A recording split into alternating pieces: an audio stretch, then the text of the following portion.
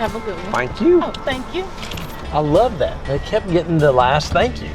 Thank you. No, thank you. Thank you. No, thank you. So Whataburger is growing fast. Hey, they're franchising again and their stores opening all across America. Whataburger opened their Hermitage location. Without a restaurant here, Nashville's newest Whataburger is now open for business. And now you can find Whataburger in Las Vegas. Yes. So why are they growing so fast? And is right now the best time ever to buy a Whataburger franchise? Hey, how much does it cost to even buy a Whataburger? I'm going to be answering all those questions on today's episode of Paul Eats a Whataburger.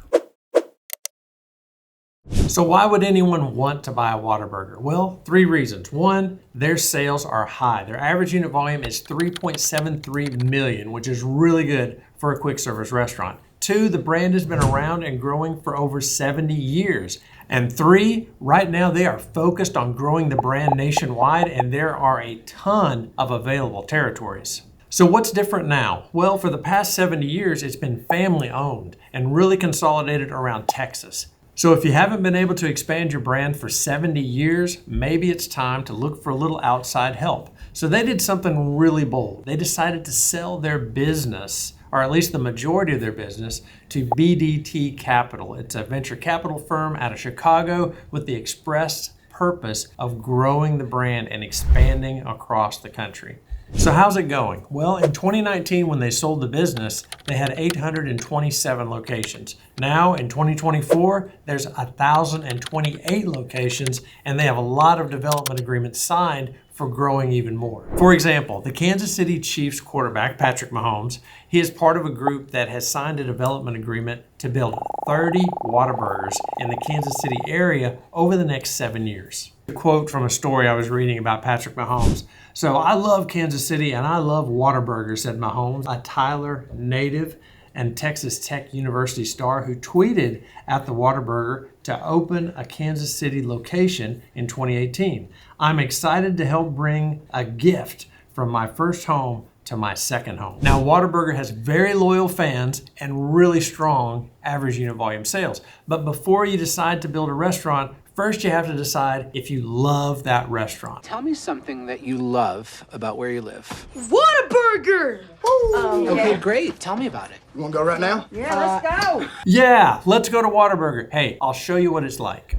So the first thing you notice when you're coming up on a Whataburger is orange.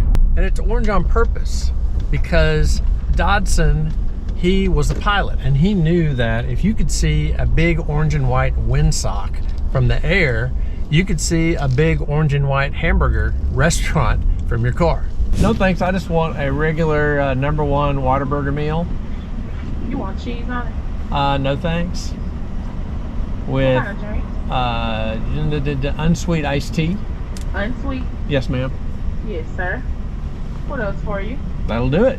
You want any spice or regular ketchup? Oh, some regular ketchup, please. All right, that'll be $9.80. Thank you. Staying at outside lane. Thank you very much. Thank you. There was a whole lot good about that. Good, how are you? $9.80. $9.80. $9.80. Here you go, and I'll be right back with your change. Thank you so much. Thank you. Thank you. It's a big old drink. Thank you. Have a good one. Thank you. Oh, thank you. You have a great day. I love that. They kept getting the last thank you. Thank you. No, thank you. Thank you. No, thank you. That's good. So the second thing you notice at Whataburger, this is a nice size burger. I mean, by today's standards, it's nice size, but in the 50s, it was giant. So you gotta remember in the 50s, when you went to McDonald's and got a hamburger, back then it was what we're used to getting now in a kid's meal. How is everything? This might be the best hamburger I've ever had in my life.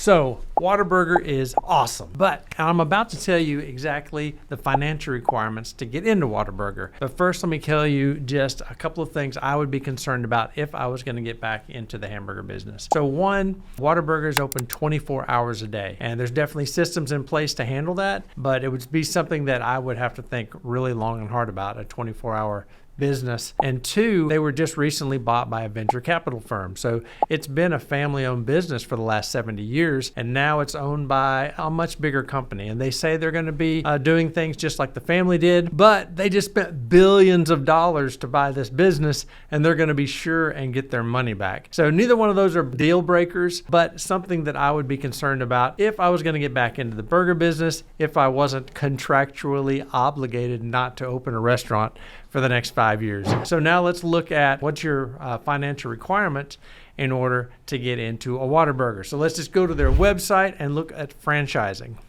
Is franchising right for me? Hey, share our brand. Yeah, they want you to share their brand. They want to grow this company across the country. Run multiple restaurants. You'll open at least 5 Whataburger restaurants within 5 years. So they're requiring a 5-unit development agreement within 5 years. So 1 store per year. They're wanting to grow really fast. And that's a big commitment. Expand our market. Bring Whataburger to new areas around the USA. That is the great thing about Whataburger. They're confined to just 14 states right now, and they're not really dense in those states except for Texas. So there are a lot of areas that you can develop into, say versus a McDonald's or Sonic, and that's already, there's so many of them around, it's hard to find open locations. Ready to build?